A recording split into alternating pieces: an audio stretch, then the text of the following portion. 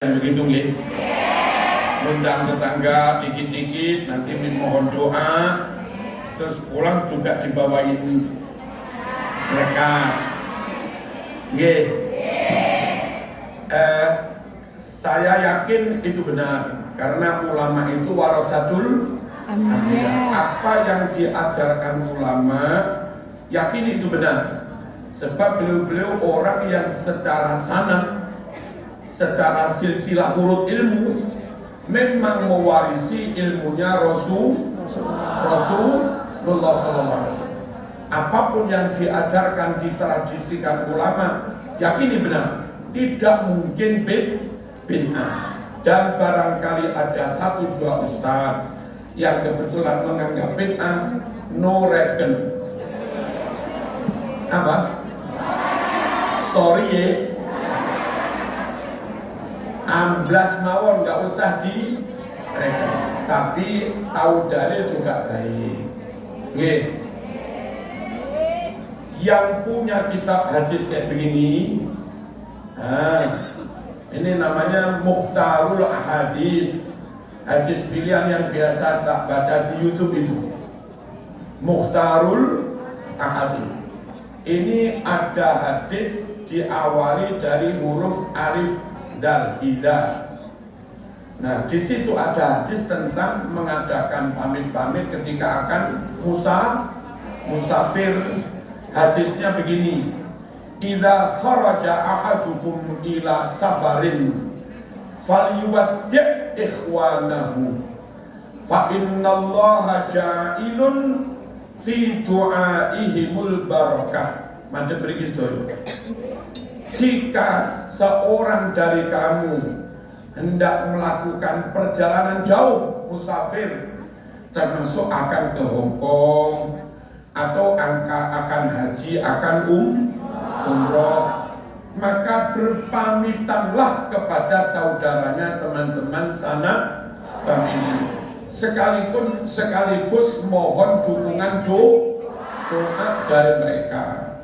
Apa alasan Nabi kok diminta pamit dan mohon doa? Fa innallaha ja'ilun fi du'aihimul barakah.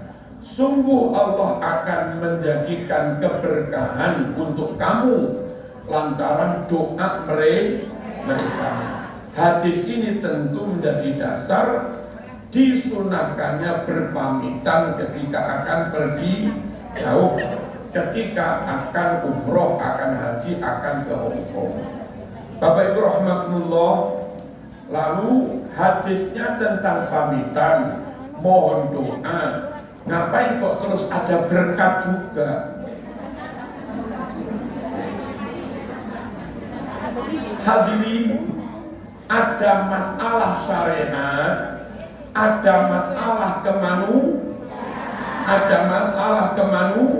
kemanusiaan. Masalah syariatnya ada perintah supaya berpamitan akan pergi jauh, sekaligus mohon doa. Itu masalah syariat. Tapi masalah kemanusiaan ya nun sewu, mereka datang kita hormati, itu masalah kemanusiaan. Nggak usah nanya dalil. Mereka datang kita tempatkan yang enak, yang bersih, nyaman.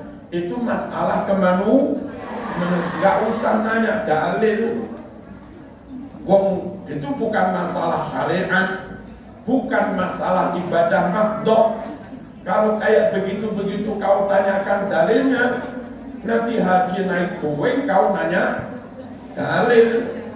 Terus karena nggak ketemu dalilnya Boeing, pengen naik pun entah, konyol. Masalah kemanusiaan saja kok nanya. Sudah pada ngerti kalau tamu itu dihormati, terus tamu diberi tempat yang terhormat, nyaman, halo. Terus nyun sewu, mereka sudah banyak bantu kita, bantu doa. Mungkin setengah jam, kalau doanya panjang kayak tadi bisa setengah jam kan? Pantaskah setelah mereka berjasa mendoakan kita, lalu kita bilang suwun ya, tak kampleng itu nah. Jangan undang mana lek ngono. Wong bulu mending garing nyelak bulu arep pedhot dan terimane mekor. Sudah sepantasnya secara kemanusiaan kalau mereka diberi minuman, diberi jajanan gitu. Terus mereka maaf, andai nggak kita undang, di rumah mereka bisa bersama keluarganya, nunggu anaknya sinau, nunggu anaknya deres Quran, bantu istrinya mopoi anak, ya enggak? Gara-gara kita undang 1 jam 2 jam, istri dirugikan mopoi dewe, ngedusi dewe, dulang dewe. Apa salahnya kita bawa ini berkat sebagai kompensasi gitu loh, halo. Jadi nggak ada salahnya kalau berpamitan mohon doa, memang perintah syariat. Perkara setelah itu ada karpet, ada teh, ada kopi, ada makan, ada berkat itu sangat rasional urusan kemanusiaan. Paham betul? Allahumma shalli ala sayyidina Muhammad. Terus di sini pula Nabi menjelaskan tentang hikmah mengapa kok diperintah mengundang saudara, teman-teman. Nanti yang punya ini dibaca hadis diawali alif dan sin. Istaghfir, hadisnya begitu, alif sin. Istaghfir minan nas min du'ail khairi laka. Ngajak wong akeh untuk mendoakan hajatmu, kebaikanmu. Kenapa punya hajat penting kok perlu ngajak orang lain, orang banyak? Alasannya Nabi, fa innal abda la yadri ala lisani man yustajabulah au yurham. Manusia tidak tahu lewat lesan siapa, lewat amin-aminnya siapa, doanya diijabah Allah. Kalau ndonga dhewean enggak diijabahi, selesai, pukul. Apa pukul? Berdoa sendiri enggak dijabah, selesai. Tapi bareng yang 500 kayak begini mendoakan Bu Fatimah semua. Bu Fatimah masih kerja. Barangkali Bu Fatimah enggak diijabah. Barangkali saya enggak diijabah. Ternyata maaf, ada salah satu PMI yang sedang lagi susah, dapat kabar anaknya sakit, berdoa sampai berbes, dia dikabulkan Allah dan menjadi sababiah semua juga dikabulkan Allah. Itu loh perlunya dongo jangan sendiri, dongo sendiri boleh, tapi juga ada perintah doa ngajak orang lain. Peluang ijabahnya semakin besar. Itu hadis Nabi, berarti sunnah sekaligus rasional. Halo, paham apa enggak? Tapi ya sekali lagi namanya ngundang tetangga yang tanggung jawab lah. Mosok selesai acara suun yo. Halo, Allahumma shalli ala sayyidina. Terus di Jawa itu ada rumus ngono yo ngono, ning yo sakmadiyo. Kalau tamunya minta terlalu banyak, Mas gak pantes. Kan gitu? Kalau si tuan rumah sama sekali nggak memberi makan atau apa juga nggak pantas. Selama ini kepantasannya rawon sepiring, ya enggak? Kalau di Jawa itu loh, pulang ada berkah. Itu pantas bagi yang punya rumah, pantas yang bagi tetangga juga marem. Padahal kalau ganti duit itu nilainya paling-paling 30.000. Rawon atau soto tipis-tipis dagingnya itu Yang dudungnya gelombiaran paling satu piring 5.000 6.000 rata-rata. Ya bangga. Wong ayam satu jadi 25 piring. Hah? Kira-kira rata-rata per piring 5.000. Berkatnya itu berasnya kira-kira 1,5 on.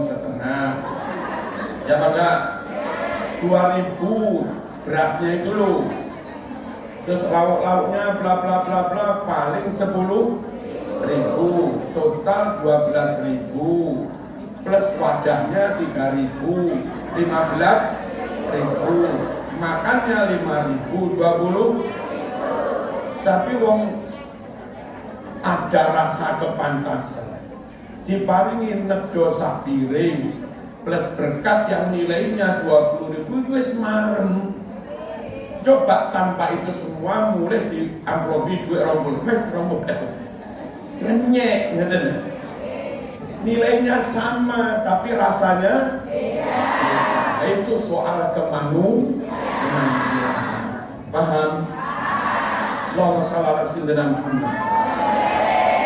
Ada contoh dari sahabat dan Nabi akan umroh, akan haji pamitan, ada di kitab Azkar Nawawi riwayat Imam Turmuzi. Umar bin Khattab dawuh begini, istadzantun nabiyya fil umroh. Saya ketika akan berangkat umroh izin kanjeng Nabi, pamit kanjeng Nabi. Begitu saya izin Nabi, apa kata Nabi? Asyidna fi du'aika ya ukhayya. Kalimat lain, latan sana min du'aika ya ukhayya. Umar lek wis teko Mekah ndonga ning Multazam, ya enggak? Lek wis teko Mekah ndonga ning Hijr Ismail, teko Mekah ndonga ning Hajar Aswad, ndonga di makom Ibrahim, kata Nabi, ojo lali aku yo dongakno. Nabi itu loh derajatnya di atas Umar, tapi menyempatkan minta didoakan. Karena Umar akan berdoa di tempat-tempat yang mustajab. Kalau Umar pamit Nabi, berarti acara pamitan itu sunnah. Kita yang dipamiti memberi restu, mendoakan, sekaligus ojo lali dongakno. Ojo lali dongakno. Saking senengnya Umar, rungono. Ada sahabat namanya Hudzaifah ibn al-Yaman, sahibi sirri Rasulillah. Dia yang memegang kartu rahasianya kanjeng Nabi. Nabi itu pernah memanggil Hudzaifah, ini ada sekian nama itu, kamu jangan percaya, ini munafik semua. Diberitahu si Hudzaifah, orang-orang ini munafik semua. Umar bin Khattab itu takutnya bukan main, jangan-jangan termasuk yang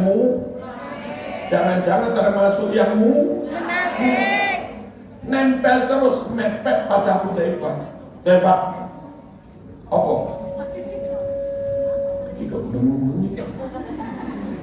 Aku termasuk munafik apa enggak?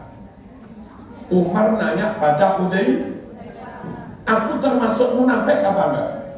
Ya rahasia, nggak boleh ditunjukkan pada siapapun. Nah Umar baru tahu kalau dirinya tidak termasuk munafik dari kalimat Nabi tadi. Umar, aku izinkan kau berangkat umroh, tapi kalau berdoa jangan lupa doakan saya. Sebut nama saya juga. Kalau Nabi sampai percaya kepada Umar, supaya Umar membantu mendoakan Nabi, berarti menurut Nabi Umar ini orang baik-baik apa munafik? Orang baik-baik. Ya, halo. Saking senengnya Umar, Nabi pesan suruh mendoakan, berarti nggak termasuk munafik. Lego banget. Apa kata Umar? Saya tidak mau kalau kalimat Nabi tetap titik doa tadi dicabut, meskipun saya diganti harta seberapapun.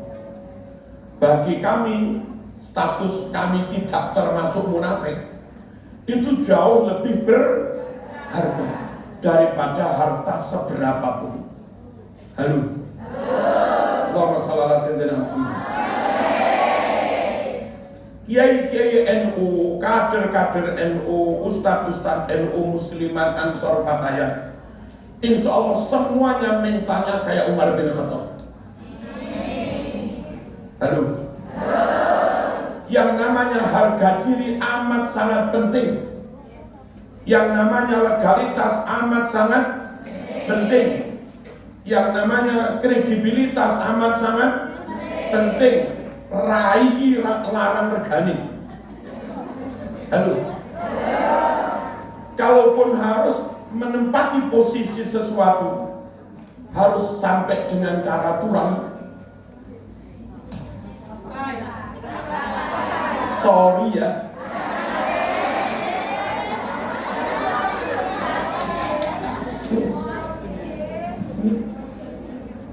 Bagi kami ridho Allah jauh lebih mahal. Bagi kami syafaat Rasulullah jauh lebih mahal, jauh lebih berharga. Ya namanya. Bagi kami barokah Mbah Hasyim Asy'ari di lingkungan NU jauh lebih berharga dari posisi apapun. Cek ketua ranting lah, cek ketua, kita siap berkhidmat di posisi apapun, jadi ketua ranting atau apapun. Tapi kami nggak mau kalau harus dengan cara yang dong. Harus dengan cara yang curang, harus dengan cara yang tidak diridhoi Mbah Hasyim Asy'ari. Itu loh mental-mental NU. Itu loh mental-mental Umar bin Khattab. Sik duwe rai. Nek cara kula mikir alon-alon mawon. Saya punya anak. Kalau saya dikenal oleh umat Marzuki curang, kasihan anak cucu saya. Mereka ikut menanggung beban sejarah. Maaf, ngelamar kemana-mana nggak dipercaya. Itu cucunya orang curang. Kasihan cucu saya. Ya bangga. Kalaupun mereka alim mendirikan pondok pun nggak dipercaya umat. Itu pondok nggak barokah. Dulu mbahnya curang. Halo. Jadi kalau kami harus disuruh curang atau apa? Sorry, mesaknya anak putu. Dan kebetulan kami juga ada pesantren, alumninya banyak. Kalau kami dikenal curang ini, jadi kasihan alumni juga. Kemana-mana nggak dipercaya. Jadi kiai nggak dipercaya. Itu muridnya Marzuki kurang ajar. Kan kasihan murid, kasihan alumni. Mending kita siap menahan getirnya apapun. Mungkin sampai maaf, sama mungkin disakiti orang atau apapun.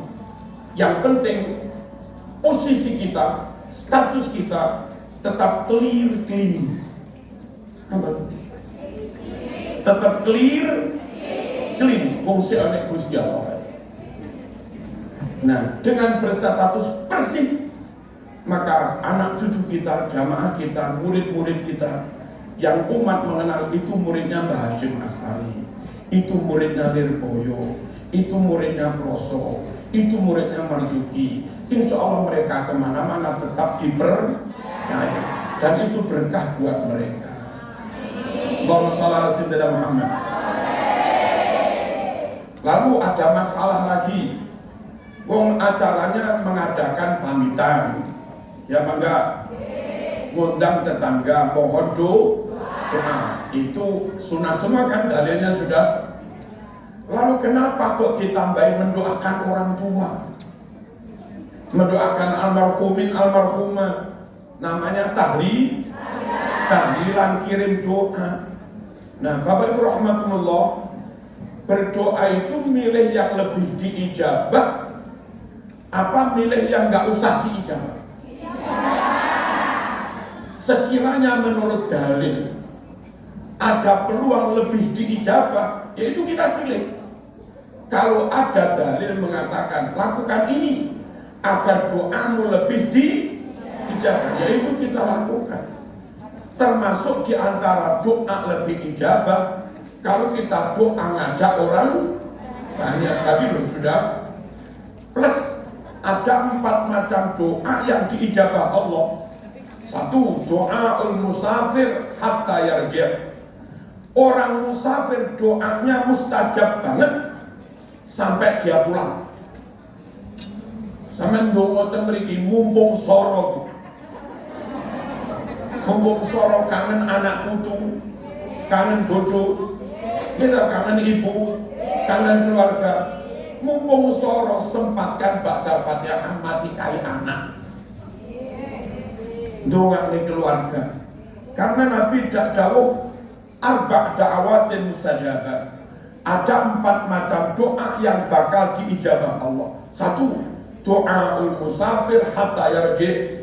Doa seorang musafir sampai dia pulang.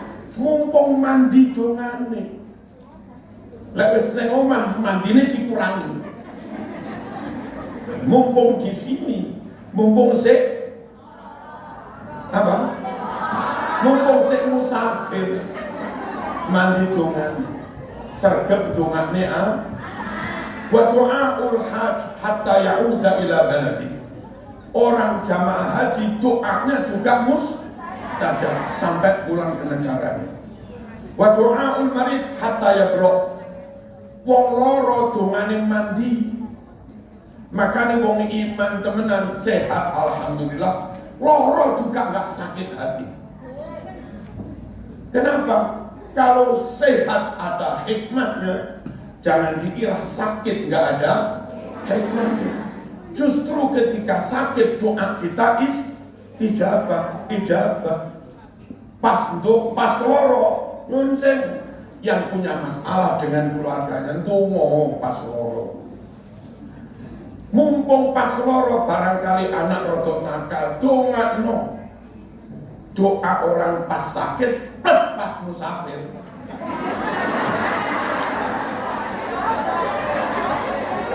Masya Allah, faktor ijabahnya double. Allahumma shalli ala sayyidina Muhammad. Tapi kalau orang nggak punya ilmu begini, sambak tok, ngesulap tok, ngelut tok, harusnya kesempatan emas. Pintu langit dibuka selebar-lebarnya untuk ijabah doa, tapi malah digawe muring-muring. Emang nggak punya ilmu. Nah, kalau orang punya ilmu pas lagi sakit, masih ditolimi orang, masih difitnah orang, halo. Nah, cedek Gusti Allah, mumpung kondisi seperti itu. Pesan dari Asrori Surabaya almarhum kepada Pak Nuh ketika itu jadi Menteri Pendidikan. Nuh, kon nek kepepet mepet to. Mumpung kepepet cedek. Maksudnya mepet yang Gusti mumpung cedek. Yang keempat doa yang mustajab, wa doaul akhi li akhihi bi dhahril ghaib. Orang mendoakan saudaranya yang gaib. Gaib itu maknanya ada 2. 1, mendoakan dari kejauhan.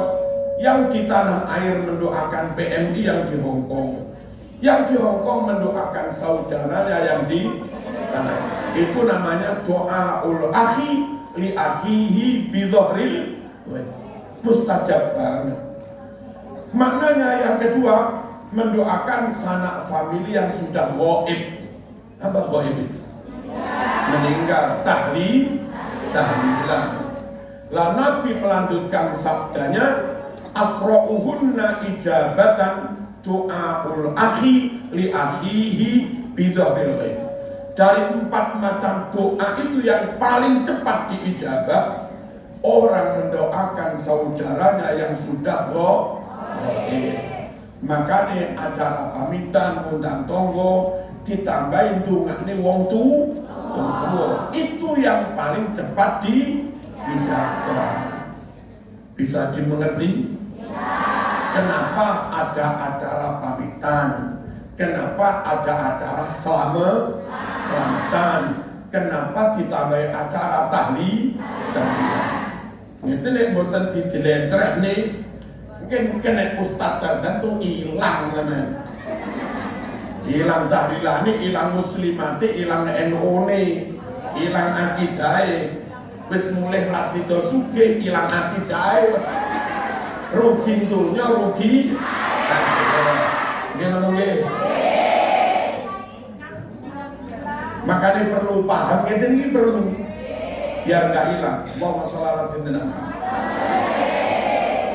Lalu maaf, terus ada pertanyaan, kenapa pakai ingkung? Ada. Oh.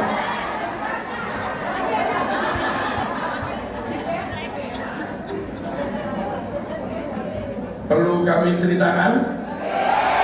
Biar ngerti kok, biar ngerti.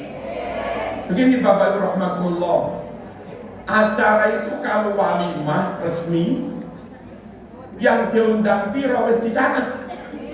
Dan menurut aturan Nabi dalam acara walimah, lek gak diundang gak boleh datang, namanya nerombol atau full haram. Walimah sing diundang piro sudah jelas, namanya fulan-fulan. Karena undangannya berapa jelas, maka bikin nasinya berapa piring juga dihitung, nggih. Bikin berapa berkatnya berapa juga dihitung. Nah, acara itu ayamnya dipotong-potong sesuai dengan jumlah undangan. Ditambah 1-2 barangkali ada orang yang kelewatan. Ya bangga. Tapi kalau acara genduren, kajatan, akan pergi apa, itu kalau kami itu hanya pengumuman lewat musola setelah jamaah maghrib. Para jamaah yang longgar disuwun teng griya wonten bacaan. Kan wonten tok, nggak pakai undangan resmi. Yang datang berapa? Yang nggak tahu lah. Nggak tahu. Karena kita nggak tahu yang datang berapa, yang paling praktis pakai tumpeng, pakai ambeng, dan kadung dipiringi 10 iris, dan seteko 100. Makanya yang paling bagus pakai tumpeng, pakai ambeng, ayamnya utuh. Yang datang banyak ya diirisi cilik-cilik, yang datang sedikit ya diirisi. Gini, itu loh, makanya kenapa lek genduren, kajatan, bacaan pakai tumpeng. Halo. Bukan masalah syirik, bukan masalah kejawen. Kalau hanya gara-gara ayam utuh ingkung kau anggap syirik, wong Arab, wong Wahabi luwih syirik. Sana yang utuh bukan hanya ayam mas, unta pun utuh, kambing juga utuh. Nah, apa enggak lebih syirik itu? Paham betul? Jadi kenapa ada ingkung itu begitu? Lalu kalau di kami di Blitar, enten acara namanya bersih desa. Kenapa jadi?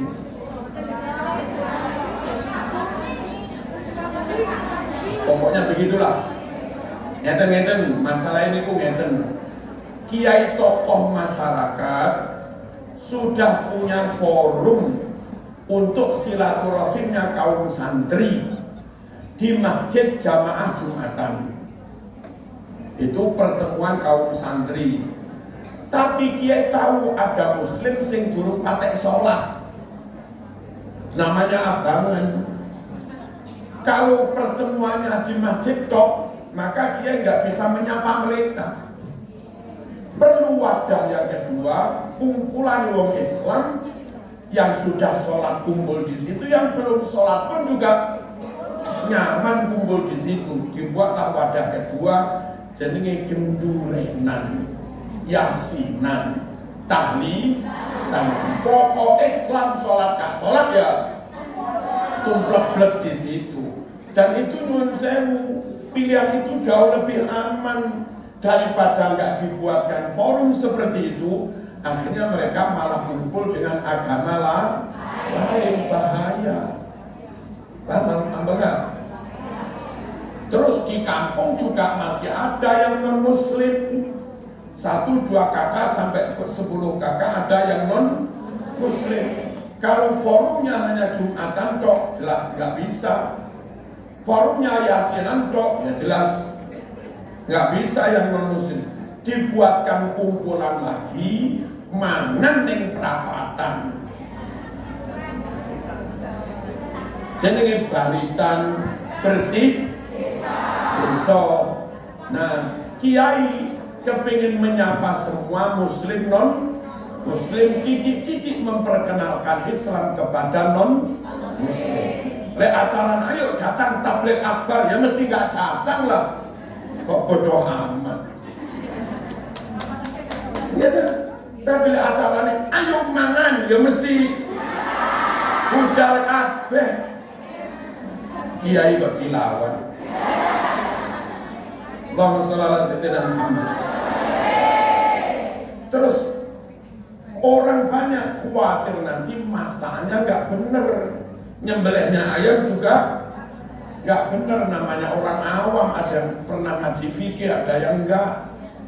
Untuk memastikan meskipun muslim non muslim termasuk yang nggak sholat pun dijamin berkatnya sah, dijamin sembelihannya sah, maka ada aturan nggak tertulis Pak Mudin singkon teng kampung ngoten niku.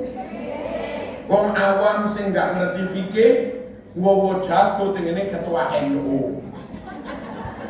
Ketua NU sekaligus ngerangkap Mudin dikokon meleh, ya napa nggih? Sehingga kita makan berkatnya wong Kristen pun aman. Karena yang beleh bukan Kristen, yang beleh Pak Mudin ketua ranting NU. Nah, yang beleh itu ada yang pernah ngaji Fathul Qorib melesa. Ada yang mungkin nggak pernah ngaji Fathul Qorib, nggak ngerti cara menyembelih yang sah. Biar kiai tahu bekas sembelihannya sah apa enggak. Weh, ayamnya bikin utuh, ambeng sak pirang-pirang dijejer di situ, sama kiainya diperiksa. Sah. Ya enggak sah singgirnya. Makanya ayamnya dibikin utuh.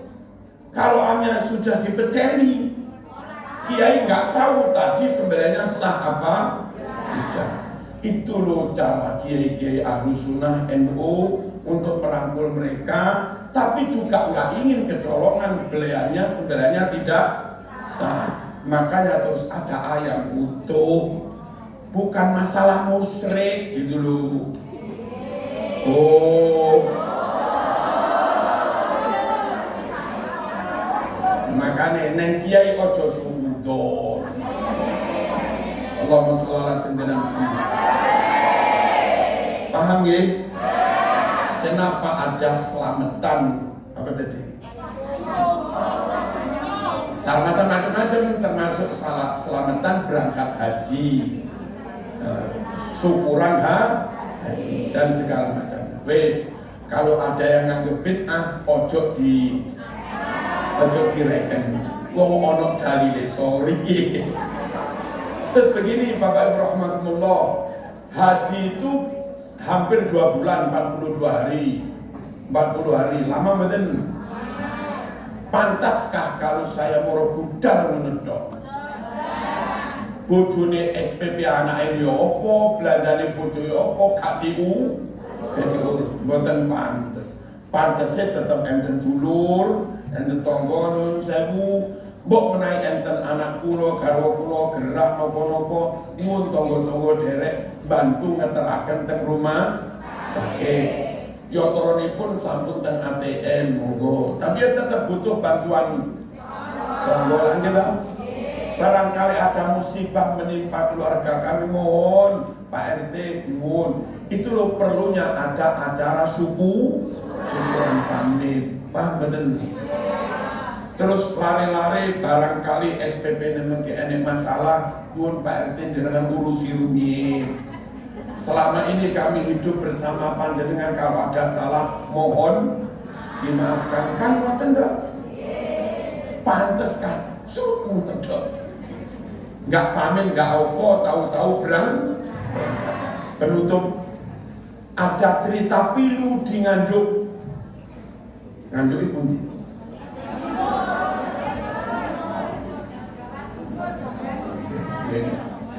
Oke, mangke setelah acara ngaji, sebelum doa sambil kita baca sholawat, ada penggalangan dana.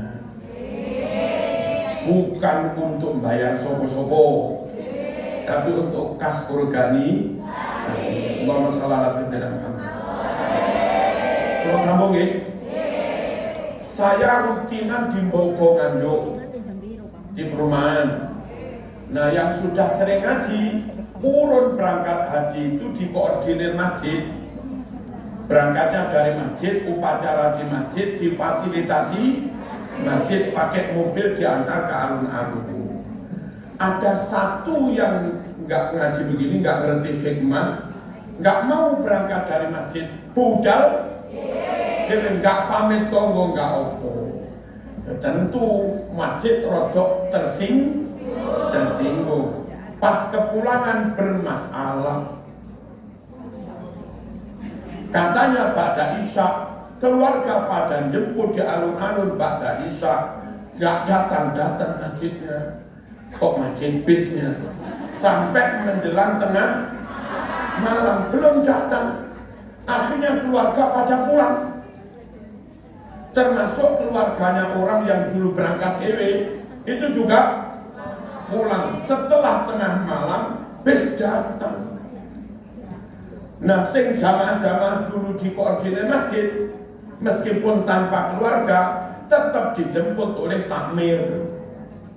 Lah orang ini tadi nggak ada yang jemput, takmir kadung mangkel nggak gelem dituruti. Masya Allah, pulang haji melaku jalan kaki karo manggul. Oper alhamdulillah. Ngene ku oleh-oleh kemoncolen. Hah? Le kemaki kemoncolen kelincip ngono ya ngono nanging satu poin selesai, bahwa tradisi pamitan, tradisi syukuran, tradisi selamatan plus kirim donga itu sah secara syar'i karena ada dalilnya, plus pantas menurut kemanusiaan. Yang kedua, Bapak Ibu rahimakumullah, kenapa ada selamatan tumpeng ungkur? Orang Blitar ngarani ungkur-ungkur. Napa? Bujeng ungkur-ungkur. Orang Inggris menyebutkannya rasolan. Rasulan, teng Madura, telok lema, paham ya? Orang Jogja menyebutnya sortana, nyaur tanah. Ada yang menyebut gugur gunung. Selamatan di rumah duka, setelah mayat dikubur, tamu-tamu ken pinarak diparingi dahar, sekaligus mendoakan almarhum. Itu namanya rasulan, tumpeng bungkur, bujeng ungkur-ungkur, nyaur tanah, gugur gunung, brokoan. Enggak, Bojonegoro kok Bojonegoro. Mojokerto namanya brokoan.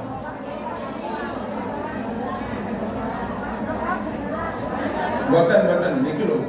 Ada wilayah-wilayah itu menamakannya Ada betul selamatan di rumah duka setelah mayat dikubur. Nah, beberapa di YouTube bilang katanya haram masak di rumah duka, katanya mereka haram makan bareng kenduri di rumah duka. Apa iya? Monggo ngaji. Ngaji nggih? Ada hadis di Bulughul Maram riwayat Imam Ahmad bin Hanbal dari sahabat Jarir bin Abdullah. Bunyi hadis itu begini, kunna narol ijtima, kami para sahabat memandang menilai kumpul-kumpul ila ahli mayit di rumah duka, wason atau to'am bikin selamatan kenduren makanan, minan niyahah, itu niyahah ratapan yang menjadi tradisi jahiliyah. Berdasar hadis ini beberapa golongan melarang selamatan, melarang apa tadi? Brokowan, melarang tumpeng fungkur, melarang nyaur tanah, melarang gugur gunung, melarang bujang ungkur. Berdasar hadis itu, kami ulangi, kami memandang menilai acara kumpul-kumpul di rumah duka, makan-makan kenduri di rumah duka, itu ratapan yang menjadi tradisi jahiliyah. Kita tanggapi boten iki. Kita tanggapi ya. Hadis ini ada di Bulughul Maram di bab tentang jenazah. Saya baca di syarahnya Bulughul Maram, Imam Ahmad bin Hanbal perawinya dawuh hadal hadis la aslalahu. Hadis ini sangat dhaif, sangat lemah, nggak ada dasarnya. Berarti nggak usah dipakai dalil. Paham? Di mana keterangan bahwa Imam Hambali ngucap seperti itu? Di syarahnya Bulughul Maram juz 1 halaman 42 karangan Imam At-Tarifi. Clear? Yang dipakai kiai-kiai mengadakan selamatan hadis Bukhari nomor 5417. Jelas? 5417. Pulau waca Jawa ni mau. Doro Siti Aisyah istri Rasulullah sallallahu alaihi wasallam pernah mengalami mendapatkan musibah, keluarganya wafat.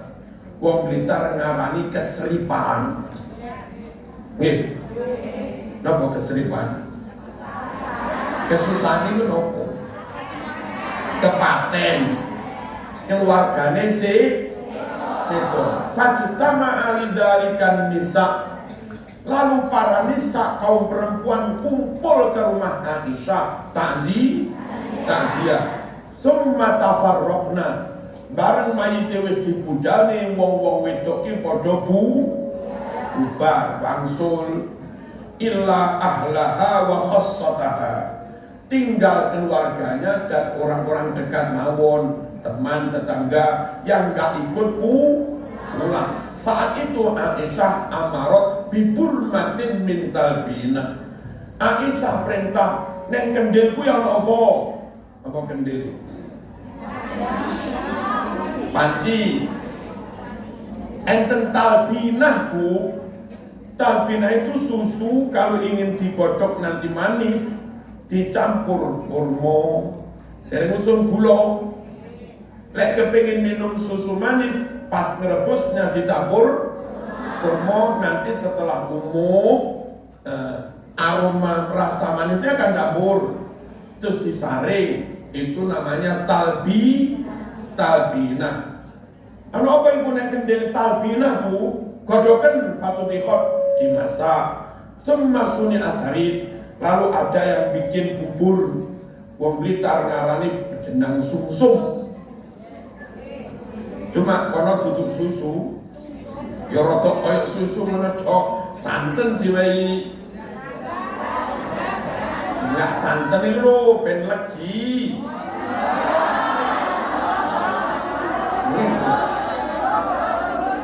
Diwehi juruk. Kaya mirip sing dilakoni Aisyah mirip-mirip. Jenang susu legi, wong Blitar jenang santen dijuruk meh padha to. Nek ra iso persis kan meh podo. Setelah mateng, Aisyah dawuh, kulna ya maksaron nisa, monggo putipun dahar. Fa inni sami'tu Rasulullah yaqul at-talbinah mujimmatun li fuatil marid. Sungguh aku dengar Nabi bersabda, daharan seperti ini orang Blitar menyebut bujang ungkur-ungkur, orang Malang menyebutnya tumpeng ungkur, orang Madura menyebutnya rasolan, orang Jogja menyebutnya nyaur tanah, Nabi menyebutnya talbinah. Hadis Bukhari 5417. Talbinah kayak begini bisa membuat lega, tenang orang yang habis kesusahan. Jenenge wong Malang ngarani sawanen. Gitu? Kita botolak sawan ben pikiran tenang, mungkin tangi turu gak geragap-geragap, dislameti ngeten iki. Halo. Hadis Bukhari 5417. Kek mosok to ono hadise bid'ah. Kek mosok to ono hadise kok haram. Sorry ye. Jelas nggih? Allahumma shalli ala sayyidina Muhammad. Kenapa harus sampai 7 hari? Hadisnya di kitab Ad-Dibaj juz 2. Dibaj itu syaratnya hadis Sahih Muslim. Juz 2 halaman 490. Riwayat Imam Tawus dan sanad hadis itu ditulis sahih. Napa? Sahih. Artosipun mekaten. Wong-wong sing wis mati kuwi selama 7 hari bakal mendapatkan pertanyaan ujian dari malaikat mungkar nakir. Oleh karena itu, guna meringankan ujian mayit, keluarganya disunnahkan bersedekah makan selama 7 hari. Anhum ganjarannya untuk yang mati. Paham betul? Jadi kalau ada sampai 7 hari acara memberi makan, memang itu sunnah berdasar kitab Ad-Dibaj juz 2 halaman 490, riwayat Imam Tawus, hadisnya juga sahih. Clear? Bagaimana menanggapi hadis di Bulughul Maram riwayat Imam Tirmidzi yang dipakai dalil teman-teman begini? Tuh, rungokno hadis itu. Nabi merintah tetangga teman bantu. Lah kowe ra bantu malah mangan entek-enteki panganan. Hadisnya begini, pas Ja'far terbunuh di medan perang, Nabi dawuh, isna'u li ali Ja'far ta'aman faqad atahum ma yushiluhum. Keluarga Ja'far susah yuk Kang, rako bermasak. Keluarga Ja'far susah, rako bermasak. Ja'far sedo kabundut, bantu makanan untuk keluarga Ja'far. Nabi menganjurkan begitu. Kritik orang kepada kita, wi rungono. Nabi dawuh tonggo konco dulur kon bantu.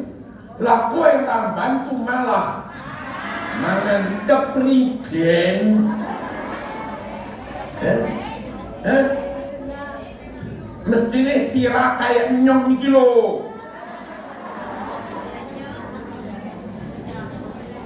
Allahumma shalli ala sayyidina Muhammad. Diterangkan nama badan. Ibu-ibu rahmatullah, perihal anjuran Nabi tetangga teman suruh bantu, kita 100% melaksanakannya. Di Malang, di Blitar, kalau ada orang mati, muslimat tanpa diperintah berdatangan beto beras, gula, minyak, mie, telur, bihun, bumbu. Iya apa enggak? Sebagian amplop. Kenapa melakukan itu? Memang Nabi merintah bantu makanan untuk keluarga Ja'far. Hadis itu oleh kita diamalkan benar?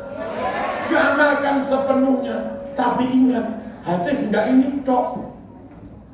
Bahwa Aisyah masak itu hadis Bukhari. Dan kita boleh dong mengamalkan hadis Aisyah riwayat Imam Bukhari. Acar apa teh 7 hari tadi riwayat Imam Tawus Soki. Halo. Plus riwayat Imam Bukhari 2563. Ya Rasulullah, ibu saya wafat. Kalau kami anaknya ibu ini dulu mengadakan sedekahan, ganjaran sedekah itu kami hadiahkan kepada ibu. Apa boleh? Nabi jawab, na'am, boleh. Apa ibu dapat pahala? Na'am, dapat. Nah, boleh apa enggak anaknya mayit mengadakan acara sedekahan, mengamalkan hadis Bukhari ini? Boleh? Tak balik ini. Boleh apa enggak anaknya mayit, keluarga mayit mengadakan sedekah ganjarannya untuk mayit? Mengamalkan hadis Bukhari ini? Boleh. Nah, kalau menurut NU, biar tetangga teman mengamalkan hadis kayak Ja'far tadi, bantu. Dan biarkan pula keluarga mayit mengadakan sedekah dan mengamalkan hadis Bukhari, gitu loh. Clear? Sehingga orang yang mengkritik tuh, harusnya kamu bantu kok malah makan. Kita jawab, bantu sudah kita bantu. Perkara kita makan keluarganya sedekah ya kita boleh nerima. Allahumma shalli ala sayyidina Muhammad. Saya tak buat gambaran deskripsi wong Blitar, wong Jawa, wong Malang sing kepaten. Hadis Ja'far tadi full kita amalkan. Sing duduk kuburan sapa? Allah. Dibantu napa mboten ngeten iki? Sing iris-iris brambang sapa? Sing masang terok sapa? Sing masang kursi sapa? Sing ngususi beras sapa? Sing dimasak beras tekondi? Sing kurah-kurah piring sapa? Sing mikul mayat sapa? Sing nguruk kuburan sapa? Kalau soal perintah bantulah, kita full melaksanakan hadis itu. Ini apa nih? Tapi sekali lagi juga ada hadis yang perlu dilaksanakan anaknya mayit, keluarganya mayit, yakni bersedekah mungkin sampai 7 hari. Jadi biarkan tetangga mengamalkan hadis membantu keluarga mayit, biarkan juga keluarga mayit mengamalkan hadis Bukhari, mengadakan sedekah sampai 7 hari. Clear? Allahumma shalli ala sayyidina Muhammad.